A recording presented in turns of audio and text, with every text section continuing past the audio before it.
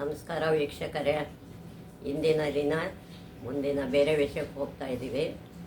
ನೀವು ಹೀಗೆ ನೋಡ್ತಾ ಇದ್ದೀರಿ, ಸಂತೋಷವಾಗಿದ್ದೀರಿ ಅಂತ ಭಾವಿಸ್ತಾ, ನೋಡಿದ್ದೀರಿ, ಆನಂದ ಪಟ್ಟಿದ್ದೀರಿ, ಇನ್ನೊಬ್ಬರಿಗೂ ಹೇಳ್ತೀರಾ ಅನ್ನೋ ವಿಷಯದೊಂದಿಗೆ ಇಂದಿನ ವಿಷಯವನ್ನು ಪ್ರಾರಂಭಿಸ್ತೀನಿ. ಗುರು ಬ್ರಹ್ಮ ಗುರು ವಿಷ್ಣು ಗುರುದೇವೋ ಮಹೇಶ್ವರ ಗುರು ಸಾಕ್ಷಾತ್ ಪರಬ್ರಹ್ಮ ತಸ್ಮೈ ಶ್ರೀ ಗುರುವೇ ನಮಃ. ಶಾರದ ದೇವಿ ಕೈಯನ್ನು ಮುಗಿಯುವೆ, ಕರುಣವ ನೀಡುತ್ತ ಸಲಹಮ್ಮ. ಮರೆಯದ ರೀತಿಲಿ ಪಾಠಗಳೆಲ್ಲವ ಕಲಿಯಲು ಜ್ಞಾನವ ನೀಡಮ್ಮ. ಶಾರದ ದೇವಿ ಕೈಯನ್ನು ಮುಗಿಯುವೆ, ಕರುಣವ ನೀಡುತ್ತ ಸಲಹಮ್ಮ. ವರಶೃಂಗೇರಿ ಪುರದೊಳು ವಾಸಿಪ ಸರಸ್ವತಿ ದೇವಿಯ ಜಗದಾಂಬ. ವೀಣೆಯ ಪಿಡಿದು ಗಾನವಿಲೋಲೆ, ಸಾನುರಾಗದಿ ಜ್ಞಾನವ ನೀಡೋ. ಶಾರದ ದೇವಿ ಕೈಯನ್ನು ಮುಗಿಯುವೆ, ಕರುಣವ ನೀಡುತ್ತ ಸಲಹಮ್ಮ. ಮುಂದಿನ ವಿಷಯ ವೀಕ್ಷಕರೇ, ಶಂಕರಾಚಾರ್ಯರು 7ನೇ ಶ್ಲೋಕ ಅವರ ಶಿಷ್ಯರು ಹೇಳಿರುವಂಥದ್ದು. ಯೋಗರತೋವ ಭೋಗರತೋವ ಸಂಗರತೋವ ಸಂಗವಿಹೀನಃ ಯಸ್ಯ ಬ್ರಹ್ಮಣಿ ರಮತೆ ಚಿತ್ತಂ ನಂದತಿ ನಂದತಿ ನಂದತ್ಯೇವ. ಅಂದರೆ ಯೋಗಾಭ್ಯಾಸ ಉಳ್ಳವನಾಗಲಿ, ಯೋಗದಲ್ಲಿ ಅಭ್ಯಾಸ ಮಾಡಿರಬೇಕು ಆಗಲಿ, ಅಥವಾ ಭೋಗಗಳ ಅನುಭವಿಸುತ್ತಿರುವವನಾಗಲಿ, ಅಂದರೆ ಸುಖಗಳನ್ನು ಅನುಭವಿಸ್ತಾ ಇರೋವನಾಗಲಿ, ಪ್ರಪಂಚದ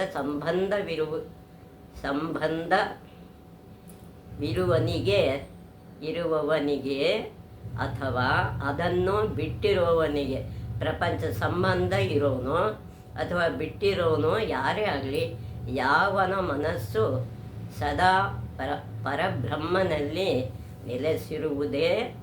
ನೆಲೆಸಿರುತ್ತದೋ ಆ ಮನಸ್ಸು ಅವನಲ್ಲಿ ಪರಬ್ರಹ್ಮನಲ್ಲಿ ಅಂದರೆ ದೇವರಲ್ಲೇ ಇರಬೇಕು. ಅಂತಹ ಮನುಷ್ಯನಿಗೆ ಮೋಕ್ಷ ಲಭಿಸುವುದು, ಅಂಥವ್ರಿಗೆ ಮೋಕ್ಷ ಸಿಗುತ್ತೆ ಅನ್ನೋ ಅರ್ಥ.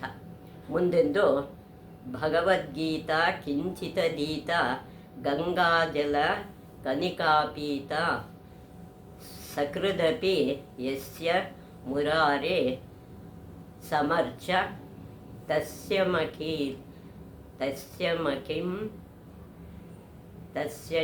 ನ ಕಿಂ ಕುರುತೆ ಚರ್ಚಾಂ. ಅಂದರೆ ಭಗವದ್ಗೀತೆಯನ್ನು ಸ್ವಲ್ಪ ಪಠನ ಮಾಡಿದರೂ, ಗಂಗಾಜಲವ ಒಂದು ಹನಿ ಪಾನ ಮಾಡಿದರೂ, ಎಂದೋ ಒಂದು ದಿನ ಮುರಾರಿಯ ಪೂಜಿಸಿದರು, ಯಾವತ್ತೋ ಒಂದು ದಿವಸ ದೇವರನ್ನ ಪೂಜೆ ಮಾಡಿದ್ರು, ಅಂತಹ ಮಾನವನೊಡನೆ ಯಮನೋ ಸಹ ಚರ್ಚೆಗೆ ನಿಲ್ಲಲಾರನು. ಯಮನೂ ಸಹ ಅವ್ರ ಜೊತೆಗೆ ಚರ್ಚೆ ಮಾಡೋಕ್ಕೆ ಬರಲ್ಲ.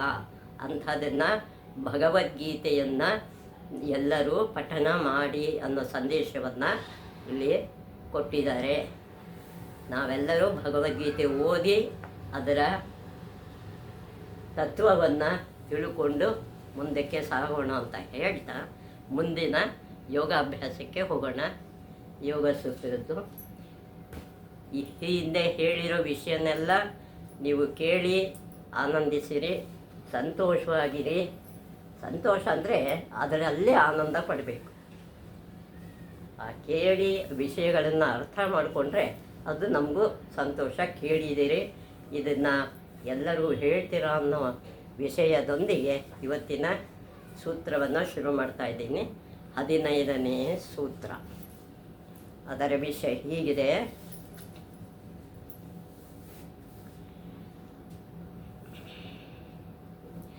ಹದಿನೈದನೇ ಸೂತ್ರ ದೃಷ್ಟಾನುಶ್ರವಿಕ ವಿಷಯ ವಿತೃಷ್ಣಸ್ಯ ವಶೀಕಾರ ಸಂಜ್ಞ ವೈರಾಗ್ಯಂ ಅನ್ನೋ ಸೂತ್ರದ ಹೆಸರದು. 15ನೇದು. ಅಂದರೆ ಅದರ ವಿವರ ಹೀಗಿದೆ. ದೃಷ್ಟ ನೋಡಿದ, ದೃಷ್ಟ ಅಂದರೆ ನೋಡೋನು, ಈ ಪ್ರಪಂಚದಲ್ಲಿ ಗೋಚರವಾಗುವ ಯಾವುದ್ಯಾವುದು ಭೌತಿಕ ಅಂದರೆ ಕಣ್ಣಿಗೆ ಕಾಣೋದು, ಕಿವಿ ಕೇಳಿಸ್ಕೊಳ್ಳೋದು ಭೌತಿಕ.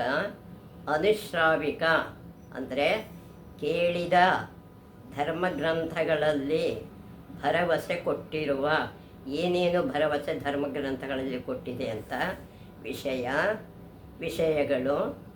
ವಿತೃಷ್ಣಸ್ಯ ಬಾಯಾರಿಕೆ ನೀಗಿರುವವನು ಅಂದರೆ ಧರ್ಮಗ್ರಂಥಗಳನ್ನು ಕೇಳಿ ದಾಹವನ್ನು ಹೋಗಲಾಡಿಸ್ಕೊಂಡಿರೋಂಥವನು. ವಶೀಕಾರ ಸಂಜ್ಞ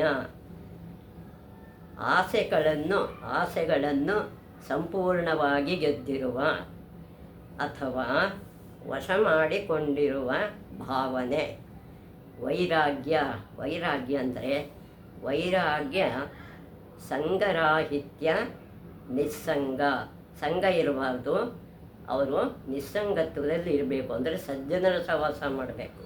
ಅದಕ್ಕೆ ಅರ್ಥ ದೃಷ್ಟಿಗೆ ಕಾಣಿಸುವ ಮತ್ತು ಕಿವಿಯಲ್ಲಿ ಕೇಳಿಸಿಕೊಂಡಿರುವ ಧರ್ಮಗ್ರಂಥಗಳಲ್ಲಿ ವಿವರಿಸಿರುವ ವಿಷಯಗಳ ಬಗ್ಗೆ ಇರುವ ತೃಷ್ಣೆಯನ್ನು ಅಂದರೆ ಬಾಯಾರಿಕೆ ನೀಗಿಸಿಕೊಂಡಿರುವವನ ಸಂಪೂರ್ಣವಾಗಿ ಆಸೆಗಳನ್ನು ವಶ ಮಾಡಿಕೊಂಡಿರುವ ಭಾವನೆಯೇ ವೈರಾಗ್ಯ.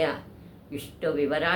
ವೈರಾಗ್ಯ ಅಂದರೆ ದೃಷ್ಟಾನುಶ್ರವಿಕ ವಿಷಯ ವಿತೃಷ್ಣಸ್ಯ ಸಂಜ್ಞ ವೈರಾಗ್ಯಂ ಅಂತ ಈ ಸೂತ್ರದ ಹೆಸರು. ಚಿತ್ತವೃತ್ತಿಗಳನ್ನು ನಿರೋಧಿಸಲು ಅಂದರೆ ತಡೆಗಟ್ಟಲು, ಮನಸ್ಸಲ್ಲಿ ಏನೇನು ಬರುತ್ತೆ ಅನ್ನೋದನ್ನು ತಡೆಗಟ್ಟಬೇಕಾದ್ರೆ ಏನೇನೋ ಮಾಡ್ತಾರೆ ಅನ್ನೋದನ್ನು ಅಗತ್ಯವಾದ 2ನೇ ಸಾಧನವೇ ವೈರಾಗ್ಯ. 2ನೇ ಸಾಧನ ವೈರಾಗ್ಯ. ಮೊದಲ ನಿರೋಧಗಳನ್ನು ಕೇಳಿಸ್ಕೊಂಡಿದ್ದೀವಿ, ತಿಳ್ಕೊಂಡಿದ್ದೀವಿ. ಅದಾದಮೇಲೆ ಈಗ ವೈರಾಗ್ಯದ ಬಗ್ಗೆ ಹೇಳ್ತಾ ಇದ್ದಾರೆ. ವೈರಾಗ್ಯವೆಂಬ ಪದವು ವಿರಾಗ ಎಂಬುದರಿಂದ ಉತ್ಪತ್ತಿಯಾಗಿದೆ. ವಿರಾಗ ಅಂದರೆ ರಾಗಗಳಿಲ್ಲದಿರುವುದು, ಅಂದರೆ ಕೋರಿಕೆ ಇರಬಾರ್ದು. ಕೋರಿಕೆ ಅಂದರೆ ಸುಖಾನುಭವವನ್ನು ಕೊಡುವ ವಸ್ತು ಅಥವಾ ವಿಷಯಗಳ ಬಗ್ಗೆ ಯಾವ ಆಕರ್ಷಣೆಯನ್ನು ಹೊಂದಿಲ್ಲದಿರುವುದೇ ವೈರಾಗ್ಯ. ಯಾವುದರಲ್ಲೂ ಆಸಕ್ತಿ ಇರಬಾರ್ದು, ಅದೇ ವೈರಾಗ್ಯ. ಇದು ನನಗೆ ಬೇಕು ಅನ್ನೋ ಕೋರಿಕೆ ಇಲ್ಲದೆ ಸುಖ ಬೇಕು, ನನಗೆ ಕಷ್ಟನೇ ಬೇಡ ಅಂತ ಹೇಳೋರ್ದಲ್ಲ. ಇದು ಯಾವುದು ನನಗೆ ಬೇಡ ಅನ್ನೋ ಯಾರು ಆಕರ್ಷಣೆಗೆ ಒಳಪಡಲ್ವೋ ಅವರು ವಿರಾಗಿಗಳು ಅಂತ ಹೇಳೋದು. ಇಲ್ಲಿ ರಾಗ ಎಂಬ ಶಬ್ದದ ಜೊತೆಗೆ ದ್ವೇಷ ಎಂಬುದು ತಾನಾಗಿಯೇ ಸೇರಿಕೊಳ್ಳುತ್ತದೆ. ರಾಗ ಅಂದಮೇಲೆ ದ್ವೇಷ ಬಂದೇ ಬರುತ್ತೆ. ಅದು ಹೇಗೆ ಅಂದರೆ, ಏಕೆಂದರೆ ರಾಗ ದ್ವೇಷಗಳು ಜೋಡಿಯಾಗಿರುತ್ತವೆ. ಆ ಪದನೇ ಜೋಡಿ, ಒಂದು ಬಿಟ್ಟು ಒಂದಿರೋಲ್ಲ. ಇಬ್ಬರು ವ್ಯಕ್ತಿಗಳ ನಡುವಿನ ಸಂಬಂಧವು ಒಮ್ಮೆ ರಾಗದಿಂದ, ಒಮ್ಮೆ ಸಂತೋಷದಿಂದ ಇರುತ್ತೆ, ಸಂತೋಷದಿಂದ ಕೂಡಿರುತ್ತದೆ, ಮತ್ತೊಮ್ಮೆ ದ್ವೇಷಕ್ಕೆ ತಿರುಗುತ್ತದೆ. ಅದೇ ಹೋಗಿ ಇನ್ನೊಂದ್ಸಲಿ ದ್ವೇಷಕ್ಕೆ ತಿರುಗುತ್ತೆ. ರಾಗ ದ್ವೇಷಗಳೆರಡು ಸಂಘದಿಂದ ಉದ್ಭವವಾಗಿದೆ ಎಂಬುದು ಇದರಿಂದ ತಿಳಿಯುತ್ತದೆ. ಒಂದು ಸಂಘ ಸೇರಿಕೊಂಡಾಗ ರಾಗ ದ್ವೇಷ ಎರಡು ಜೊತೆಗೆ ಇರುತ್ತೆ. ಆದ್ದರಿಂದ ಸಂಘರಹಿತ ಇದ್ದರೆ ಯಾವುದೂ ಬರೋಲ್ಲ. ಆದ್ದರಿಂದ ವೈರಾಗ್ಯವೆಂದರೆ ನಿಸ್ಸಂಗತ್ವ ಅಥವಾ ರಾಗದ್ವೇಷಗಳೆರಡರಿಂದಲೂ ಬಿಡುಗಡೆ. ಸಂಘ ಇಲ್ಲದೇ ಇದ್ದರೆ ಯಾವ ರಾಗನೂ ಬರಲ್ಲ, ದ್ವೇಷನೂ ಬರಲ್ಲ. ವೈರಾಗ್ಯವು ಚಿತ್ತವೃತ್ತಿಗಳ ನಿರೋಧದಲ್ಲಿ ಒಂದು ಮುಖ್ಯ ಪಾತ್ರವನ್ನು ವಹಿಸುತ್ತದೆ. ಈ ವೈರಾಗ್ಯ ಅನ್ನೋದು ಚಿತ್ತವೃತ್ತಿಗಳ ನಿರೋಧದಲ್ಲಿ ಒಂದು ಮುಖ್ಯ ಪಾತ್ರವನ್ನು ಅದು ವಹಿಸುತ್ತೆ. ವೈರಾಗ್ಯ ಅನ್ನೋದು ಇದಕ್ಕೆ ಕಾರಣವೇನೆಂದರೆ ರಾಗ ಮತ್ತು ದ್ವೇಷಗಳ ಮೂಲಕ ವ್ಯಕ್ತವಾಗುವ ಈ ರಾಗದ್ವೇಷಗಳ ಮೂಲಕ ಏನು ನಮಗೆ ಅರಿವಾಗುತ್ತೆ, ಆಸೆಯು ಒಂದು ಪ್ರಬಲವಾದ ಶಕ್ತಿ. ಅದೇ ಒಂದು ಆಸೆ ಅನ್ನೋದು ಒಂದು ಪ್ರಬಲವಾದ ಶಕ್ತಿ. ಇದಕ್ಕೆ ಮನುಷ್ಯನನ್ನು ಮುಂದಕ್ಕೆ ನೂಕುವ ಶಕ್ತಿ ಇದೆ. ಇದು ಮುಂದಕ್ಕೆ ನೂಕ್ತಾನೇ ಇರುತ್ತೆ. ಒಂದು ಕಂಡಾಗ ಇನ್ನೊಂದು ಅಂದ್ಕೊಂಡು ಏರಿಸ್ತಾ ಇರುತ್ತೆ. ನೂಕುವ ಶಕ್ತಿ ಇದೆ. ಅವನ ಶಾಂತಿ ಭಂಗ ಮಾಡುವ ಶಕ್ತಿಯೂ ಇದೆ. ಅವನ ಶಾಂತಿಯನ್ನು ಯಾವತ್ತೂ ಮನಃಶಾಂತಿ ಇರೋಕ್ಕೆ ಬಿಡೋದೇ ಇಲ್ಲ. ಆಸೆ ತಳ್ತಾ ಇರುತ್ತೆ, ಇನ್ನೂ ಹೋಗು ಅಂತ. ಇದು ನಿರಂತರವಾಗಿ ಮನಸ್ಸಿನಲ್ಲಿ ವೃತ್ತಿಗಳನ್ನು ಉತ್ಪತ್ತಿ ಮಾಡುತ್ತಿರುತ್ತದೆ. ಇದು ಮನಸ್ಸಲ್ಲಿ ಆಸೆಯನ್ನು ಉತ್ಪತ್ತಿ ಮಾಡ್ತಾನೇ ಇರುತ್ತೆ. ವಾಸ್ತವವಾಗಿ ಸಂಸರಣೆಯ ಪ್ರಾರಂಭ ಘಟ್ಟಗಳಲ್ಲಿ ಆಸೆಯೊಂದೇ ಮನುಷ್ಯನನ್ನು ಮುಂದಕ್ಕೆ ನೂಕುವ ಶಕ್ತಿಯಾಗಿದ್ದು, ಅದಕ್ಕೆ ಮುಂದೆ ನೂಕುವ ಶಕ್ತಿ ಅದು ಒಂದಕ್ಕೆ ಇರೋದು ಆಸೆಗೆ. ಈ ಆಸೆಗಳನ್ನು ಪೂರೈಸಲು ಮನುಷ್ಯನು ಶ್ರಮಿಸುವುದರ ಫಲವಾಗಿ ಆ ಆಸೆಗಳನ್ನು ಪೂರ್ತಿ ಮಾಡ್ಕೋಬೇಕಲ್ಲ, ಅದರ ಫಲವಾಗಿ ಅವನ ಮನಸ್ಸು ಬೆಳೆಯುತ್ತದೆ. ಮನಸ್ಸು ಇನ್ನೂ ಬೆಳೀತಾ ಇರುತ್ತೆ. ಇನ್ನೂ ಮಾಡಬೇಕು. ಮುಂದಿನ ಘಟ್ಟಗಳಲ್ಲಿ ಬೇರೆಯ ಅಂಶಗಳು ಬಂದು ಸೇರಿಕೊಳ್ಳುತ್ತವೆ. ಬೇರೆ ಅಂಶಗಳು ಸಹ ಇದ್ರ ಜೊತೆಗೆ ಸೇರಿಕೊಳ್ತಾ ಇರುತ್ತೆ. ಕ್ರಮೇಣ ಆಸೆಯು ಇಚ್ಛಾಶಕ್ತಿಯಾಗಿ ಪರಿವರ್ತನೆ ಹೊಂದುತ್ತದೆ. ಮುಂದೆ ನಮಗೆ ಇಚ್ಛಾಶಕ್ತಿ, ಆಸೆ ಮೊದಲು ಬರುತ್ತೆ, ಆಮೇಲೆ ಇಚ್ಛಾಶಕ್ತಿ ಪರಿವರ್ತನೆ ಆಗುತ್ತೆ. ಕ್ರಮೇಣ ಇಚ್ಛಾಶಕ್ತಿ ಮನುಷ್ಯನ ವಿಕಾಸ ಮಾರ್ಗದಲ್ಲಿ ಚಾಲನಾ ಶಕ್ತಿ ಆಗುತ್ತದೆ. ಮುಂದೆ ಅದು ಚಾಲನಾ ಶಕ್ತಿಯಾಗಿ ಪರಿವರ್ತನೆ ಆಗುತ್ತೆ. ಯಾವುದು? ಇಚ್ಛಾಶಕ್ತಿ ಮನುಷ್ಯನ ವಿಕಾಸ ಮಾರ್ಗದಲ್ಲಿ ಚಾಲನಾ ಶಕ್ತಿ ಆಗುತ್ತದೆ. ಅಂದರೆ ಪ್ರಪಂಚದ ಆಸೆಗಳಿಗೆಲ್ಲ ಅದು ಒಂದು ದಾರಿ ಮಾಡಿಕೊಡ್ತಾ ಹೋಗುತ್ತೆ. ಆದರೆ ಯೋಗ ಪಥದಲ್ಲಿ ಕ್ರಮಿಸುವ ಸಾಧಕರೆಲ್ಲರೂ ತಮ್ಮ ಜೀವನದಲ್ಲಿ ಆಸೆಯ ಪಾತ್ರ ಏನು ಅಂತ ಯೋಗ ಸಾಧನೆಯನ್ನು ಮಾಡಿರೋರು ಮತ್ತು ಅದು ಹೇಗೆ ಮನಸ್ಸನ್ನು ನಿರಂತರ ಅಂದರೆ ಮನಸ್ಸನ್ನು ಯಾವತ್ತೂ ಕ್ಷುಬ್ಧವಾಗಿರುತ್ತೆ, ಅದು ನೆಮ್ಮದಿಯಿಂದ ಇರೋಕ್ಕೆ ಬಿಡೋಲ್ಲ, ಆ ರೀತಿ ಮಾಡ್ತಾ ಇರುತ್ತೆ. ಕ್ಷುಬ್ಧ ಸ್ಥಿತಿಯಲ್ಲಿ ಪ್ರಶಾಂತವಾಗಿ ಇರೋಕ್ಕದು ಇಡುತ್ತದೆ ಎಂಬುದನ್ನು ಸ್ಪಷ್ಟವಾಗಿ ತಿಳಿದುಕೊಳ್ಳಬೇಕು. ಯೋಗ ಸಾಧಕರು ಇದನ್ನು ಸ್ಪಷ್ಟವಾಗಿ ತಿಳ್ಕೋಬೇಕು. ಅನೇಕ ಸಾಧಕರು ಆಸೆಯ ಈ ಪ್ರಭಾವವನ್ನು ಸಾಕಾದಷ್ಟು ಅರಿತಿಲ್ಲದಿರುವುದರಿಂದ, ಆಸೆನ ಸಾಕಾದಷ್ಟು ತಿಳಿದೇ ಇರೋದರಿಂದ, ಆಸೆಯ ಹತೋಟಿಗೆ ಸಾಕಾದಷ್ಟು ಗಮನ ಕೊಟ್ಟಿರಲ್ಲ. ಆಸೆಗೆ ಮೊದಲು ಏನೇನೋ ಆಸೆ ಪಡಬೇಕು ಅದನ್ನು ಮುಗಿಸ್ಕೊಂಡ್ಬಿಡ್ಬೇಕು, ಕೊನೆವರೆಗೂ ಇಟ್ಕೋತೀನಿ ಅಂತಲ್ಲ. ಕೊಡದೆಯೇ ಧ್ಯಾನಾಭ್ಯಾಸ ಮಾಡಲು ಆಸೆ ಇದ್ದರೆ ಧ್ಯಾನಕ್ಕೆ ಮನಸ್ಸು ಬರೋಲ್ಲ. ಅದಕ್ಕೆ ಆಸೆಗಳನ್ನು ಮೊದಲು ಅನುಭವಿಸಿ ಆಮೇಲೆ ಬಿಡಬೇಕು. ಅಭ್ಯಾಸ ಮಾಡಲು ಪ್ರಯತ್ನಿಸುತ್ತಾರೆ. ಅವ್ರು ಏನೋ ಬೇಡಪ್ಪ ಇದ್ರೂ ಪರವಾಗಿಲ್ಲ ಅಂತ ಧ್ಯಾನ ಮಾಡೋಕ್ಕೆ ಹೋಗ್ತಾರೆ. ಆದರೆ ಸಹಜವಾಗಿಯೇ ಅವರಿಗೆ ಧ್ಯಾನ ಕಾಲದಲ್ಲಿ ಮನಸ್ಸನ್ನು ಶಾಂತಗೊಳಿಸಲು ಸಾಧ್ಯವಾಗುವುದಿಲ್ಲ. ಅದು ಪ್ರಶಾಂತವಾಗಿ ಇಡೋದಕ್ಕೆ ಸಾಧ್ಯ ಇಲ್ಲ. ಬಿರುಗಾಳಿಯಿಂದ ಅಲ್ಲಕಲ್ಲೋಲವಾಗಿರುವ, ಅಂದರೆ ಒಂದು ದೋಣಿಯಲ್ಲಿ ನೀರಲ್ಲಿ ದೋಣಿ ಇರುತ್ತೆ. ಆ ಬಿರುಗಾಳಿ ಬಂದಾಗ ನೀರಿನಲ್ಲಿ ಒಂದು ದೋಣಿ ಹೇಗೆ ಒಂದೇ ಸಮನೆ ಅಲುಗಾಡುತ್ತದೆಯೋ, ಒಂದೇ ಸಮ ಅಲುಗಾಟ ಆಡ್ತಾ ಇರುತ್ತೆ ನೀರಲ್ಲಿ ದೋಣಿ, ಹಾಗೆ ಅದೇ ರೀತಿಯಲ್ಲಿ ಮನಸ್ಸು ಆಸೆಗಳಿಂದ ಪ್ರಕ್ಷುಬ್ಧವಾಗುತ್ತದೆ. ಅಂದರೆ ಬಿರುಗಾಳಿಗೆ ದೋಣಿ ಸಿಕ್ಕಾಕೊಂಡ ಹಾಗೆ ಮನಸ್ಸು ಅಲ್ಲಕಲ್ಲೋಲ ಆಗ್ತಾ ಇರುತ್ತೆ. ಬಿರುಗಾಳಿ ನಿಂತ ಹೊರತು ದೋಣಿ ಅಲುಗಾಟ ನಿಲ್ಲುವುದಿಲ್ಲ. ಬಿರುಗಾಳಿ ನಿಂತ ಹೊರತು ನಿಲ್ಲೋವರೆಗೂ ಅಲುಗಾಟ ನಿಲ್ಲೋದಿಲ್ಲ. ಅದೇ ರೀತಿಯಲ್ಲಿ ಆಸೆಗಳು ನಿಲ್ಲುವ ತನಕ ಆಸೆಗಳು ಎಲ್ಲಿಗೆ ನಾವು ಬಿಟ್ಟು ಬಿಡ್ತೀವಿ, ಅದು ನಿರಾಸಕ್ತಿ ಯಾವಾಗ ಆಗುತ್ತೆ, ಮನಸ್ಸು ಸ್ತಬ್ಧವಾಗುವುದು. ಅದು ಆಸೆ ನಿಲ್ಲುವವರೆಗೂ ಅದು ಸ್ತಬ್ಧವಾಗಿ ಇರೋದಕ್ಕೆ ಸಾಧ್ಯ ಇಲ್ಲ. ಬಿರುಗಾಳಿ ನಿಂತಾಗ ನೀರಿನ ಅಲೆಗಳು ನಿಂತು ಹೋಗುತ್ತವೆ.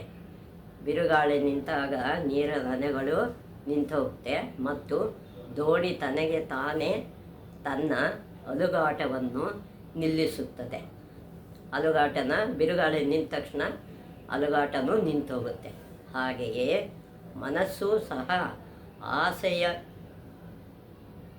ನೂಕುವಿಕೆ ಪೂರ್ತಿಯಾಗಿ ನಿಂತ ಕೂಡಲೇ, ಆಸೆ ಪೂರ್ತಿ ಆದಮೇಲೆ ಮನಸ್ಸು ಕೂಡ ಸಮಾಧಾನ ಆಗಿರುತ್ತೆ. ಎಲ್ಲ ಆಸೆ ತೀರಿಸ್ಕೊಂಡಿರುತ್ತಲ್ಲ, ತನಗೆ ತಾನೇ ಸಹಜವಾಗಿ ನಿರೋಧ ಸ್ಥಿತಿಗೆ ಬರುತ್ತದೆ. ಅದೇ ಹತೋಟಿಗೆ ಮನಸ್ಸು ಬರುತ್ತೆ. ಆದರೆ ಇಲ್ಲಿ ಆಸೆ ಎಂಬ ಪದದಲ್ಲಿ ವಾಸನೆಗಳು ಸೇರಿಸಿಕೊಳ್ಳಬೇಕು. ಅಂದರೆ ವಿಷಯಗಳನ್ನು ಸೇರಿಸ್ಕೋಬೇಕು. ಇಲ್ಲಿ ಕೇವಲ ವೈರಾಗ್ಯದ ಅನುಭವ ಅನುಷ್ಠಾನದಿಂದ, ವೈರಾಗ್ಯದ ಅನುಷ್ಠಾನದಿಂದ ಚಿತ್ತವೃತ್ತಿಗಳನ್ನು ಪೂರ್ತಿಯಾಗಿ ನಿಲ್ಲಿಸುವುದು ಬಹಳ ಕಷ್ಟ. ಪೂರ್ತಿಯಾಗಿ ನಿಲ್ಲಿಸೋದು ಬಹಳ ಕಷ್ಟ ಆಗುತ್ತೆ. ಅದಕ್ಕೆ ಅದಕ್ಕೆ ಉದಾಹರಣೆ ಕೊಡ್ತಾರೆ. ಓಡುತ್ತಿರುವ ಕಾರನ್ನು ನಿಲ್ಲಿಸಲು ಪೆಟ್ರೋಲ್ ಸರಬರಾಜನ್ನು ನಿಲ್ಲಿಸುವುದರ ಜೊತೆಗೆ ಪೆಟ್ರೋಲ್ ಹಾಕೋದನ್ನು ನಿಲ್ಲಿಸಬೇಕು. ಅದರ ಜೊತೆಗೆ ಬ್ರೇಕ್ ಹಾಕಿದರೆ ಅದು ಬೇಗ ನಿಲ್ಲುತ್ತದೆ. ಬ್ರೇಕ್ ಹಾಕೋದ್ರ ಜೊತೆಗೆ ಬೇಗ ಕಾರು ನಿಲ್ಲುತ್ತೆ. ಅದೇ ರೀತಿ ವೈರಾಗ್ಯದ ಜೊತೆಗೆ ಅಭ್ಯಾಸ ಸೇರಿಕೊಂಡರೆ, ಅದೇ ಯೋಗಾಭ್ಯಾಸ ಮಾಡಬೇಕು ಅಂತ, ಚಿತ್ತವೃತ್ತಿಗಳು ಬೇಗ ನಿರುದ್ಧವಾಗುತ್ತವೆ, ಬೇಗ ಹತೋಟಿಗೆ ಅದು ಬರುತ್ತೆ. ಇಲ್ಲಿ ಅಭ್ಯಾಸವೆಂದರೆ ಚಿತ್ತವೃತ್ತಿ ನಿರೋಧ ಸ್ಥಿತಿಯಲ್ಲಿ ಮನಸ್ಸು ಅಂದರೆ ತಡೆಗಟ್ಟದ ರೀತಿಯಲ್ಲಿ ಸ್ಥಿರವಾಗಿ ನಿಲ್ಲಲು ಮಾಡುವ ಪ್ರಯತ್ನ. ಅದಕ್ಕೆ ಏನೇನು ಪ್ರಯತ್ನ ಮಾಡ್ತಾರೆ ಅಂತ. ವಿಷಯ ಅಂದರೆ ಏನು? ವಿಷಯ ಎಂದರೆ ಆಕರ್ಷಿಸುವ, ಅಂದರೆ ನಮಗೆ ಒಂದು ವಸ್ತು ಆಕರ್ಷಣೆ ಆಗಿರುತ್ತೆ ಮತ್ತು ಸಂಘವನ್ನು ಉಂಟು ಮಾಡುವ. ಆ ಆಸೆಯಿಂದ ಏನಾಗುತ್ತೆ, ಒಬ್ಬ ಸಂಘ ಸ್ನೇಹಿತ ಏನೋ ಮಾಡ್ತೀವಿ, ಒಂದು ವಸ್ತು ಇರುತ್ತೆ, ಅದಕ್ಕಾಗಿ ಒಂದು ಸಂಘ ಮಾಡ್ತೀವಿ. ವಸ್ತುಗಳು, ಆ ಸಂಘದಿಂದ ಆ ವಸ್ತು ಗೊತ್ತಾಗುತ್ತೆ, ವಸ್ತುವಿಂದ ಆ ಸಂಘಕ್ಕೆ ಹೋಗ್ತೀವಿ. ಇವುಗಳಲ್ಲಿ ಎರಡು ಬಗೆಗಳಿವೆ. ಇದರಲ್ಲಿ ಎರಡು ಬಗೆ ಇದೆ. ಒಂದು ದೃಷ್ಟಿಗೆ ಗೋಚರವಾಗುವ ವಸ್ತುಗಳು, ನಮ್ಮ ಕಣ್ಣು ಕಾಣಿಸತಕ್ಕಂಥ ಒಂದು ವಸ್ತು ದೃಷ್ಟ, ಮತ್ತು ಧರ್ಮಗ್ರಂಥಗಳ ಮೂಲಕ ನಮ್ಮ ಕಿವಿಗೆ ಬಿದ್ದಿರುವ, ನಮ್ಮ ಕಿವಿಯಲ್ಲಿ ಕೇಳಿಸ್ಕೊತೀವಲ್ಲ ಆ ವಿಷಯಗಳು ಅನುಶ್ರವಿಕ ಅಂತ ಅದಕ್ಕೆ ಹೇಳ್ತಾರೆ. ಕೇಳಿಸ್ಕೊಳ್ಳೋದು ಅನುಶ್ರವಿಕ, ನೋಡೋದು ದೃಷ್ಟ. ಇಲ್ಲಿ ಅನುಶ್ರವಿಕ ಎಂದರೆ ಸಾಂಪ್ರದಾಯಿಕ, ಅಂದರೆ ಸಂಪ್ರದಾಯದಿಂದ ಏನೇನು ಬಂದಿದೆ, ಮತಾನುಯಾಯ ಆಯಾ ಮತಗಳ ದೊಡ್ಡವರು ಗುರುಗಳು ಏನು ಹೇಳಿರ್ತಾರೆ, ಮರಣಾನಂತರ ಲಭ್ಯವಾಗುತ್ತವೆ ಎಂದು. ಮರಣಾನಂತರ ಲಭ್ಯವಾಗುತ್ತವೆ ಎಂದು ಅಂದರೆ ನಿರೀಕ್ಷಿಸುವ ಸುಖ.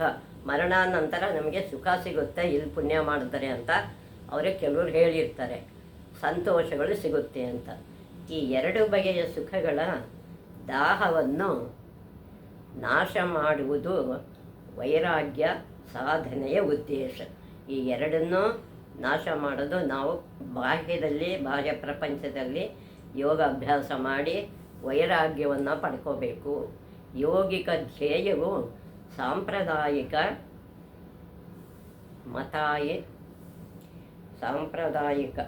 ಮತೀಯ ಧ್ಯೇಯದಿಂದ ಸಂಪೂರ್ಣವಾಗಿ ಭಿನ್ನವಾಗಿದೆ.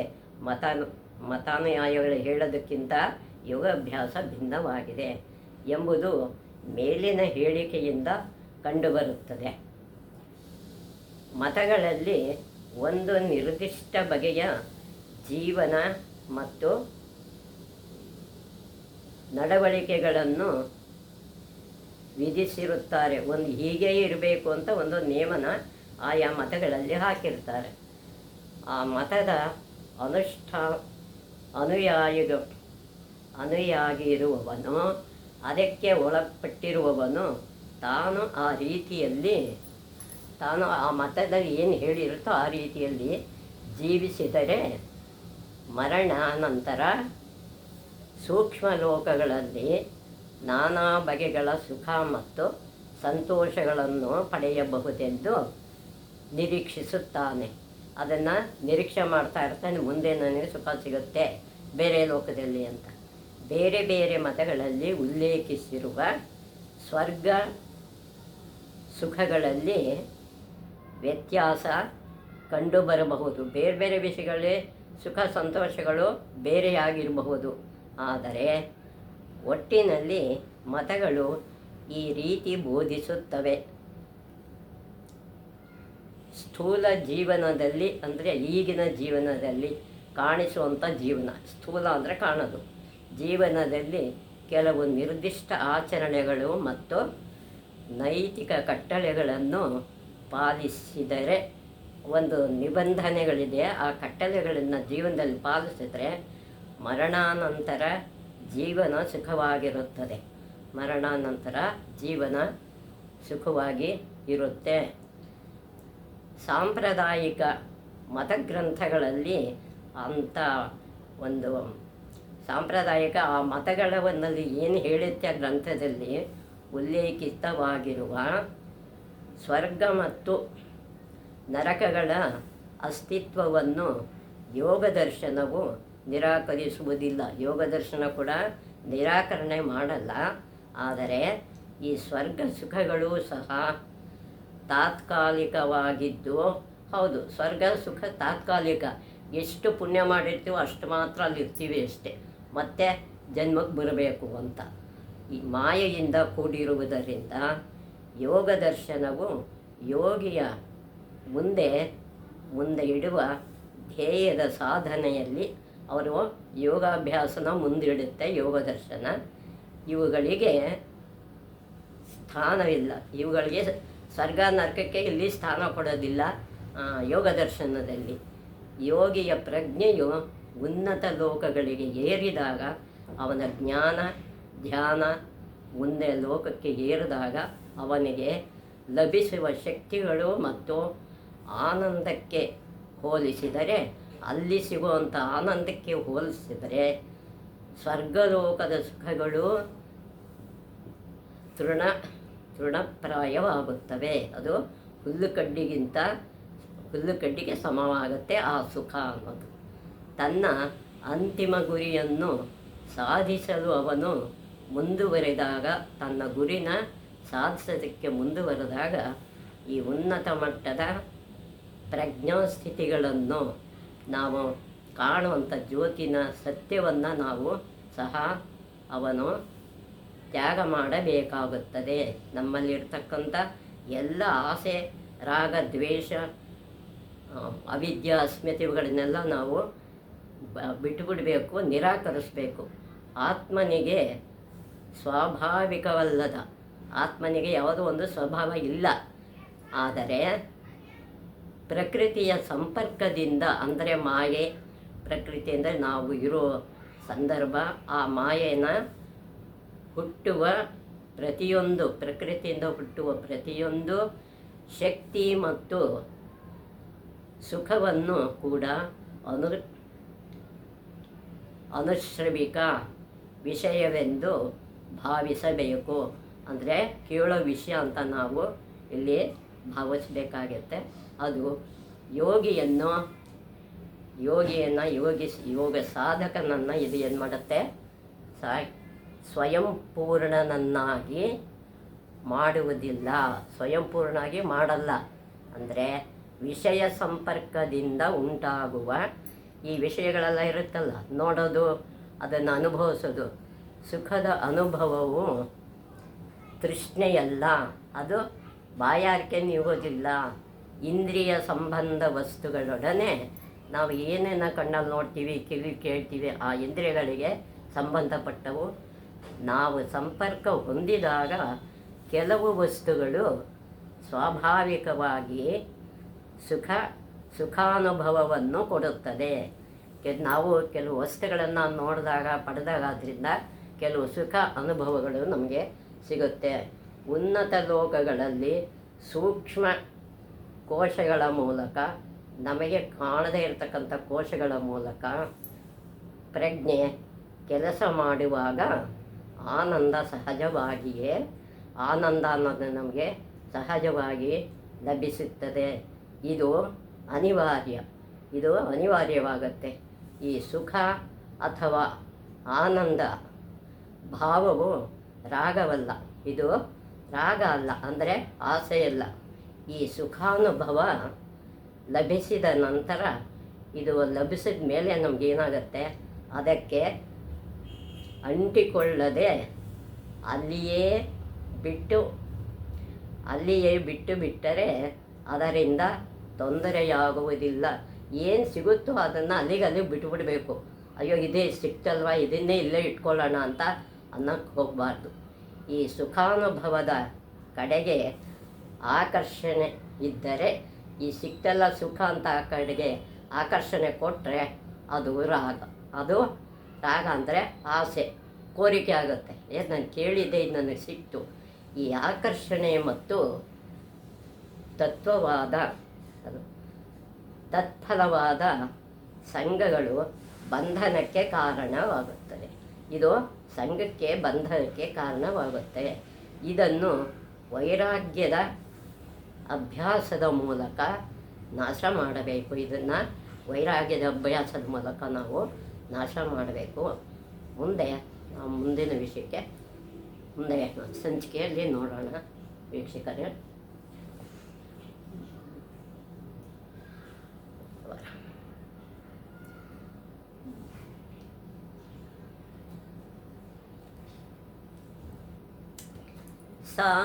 सारसमुखी सकल भाग्य दे श्री चामुंडेश्वरी।